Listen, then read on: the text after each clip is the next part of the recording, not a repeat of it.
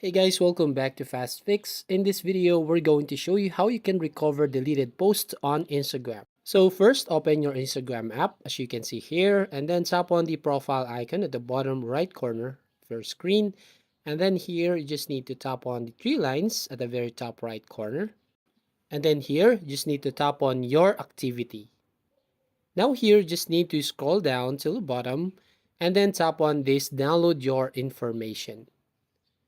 So when you tap on this one, as you can see, download your information. So you just need to tap on this request a download button. Now choose the account that you want to download your information.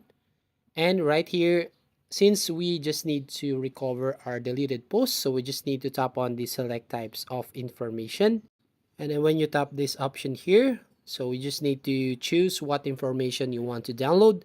So scroll down and we just want to find the content and then tap on next. Now on the final page, you just need to select file options, your email address, format, media quality, and the date range. Then once you've customized this option, you just need to tap on submit request. And then you will receive all the content information of your Instagram account on your email, and you will recover all the deleted posts on your Instagram. And that's it. I hope this video helpful. Please consider to like and subscribe to the channel. Don't forget to ring the bell icon to notify you on the next video.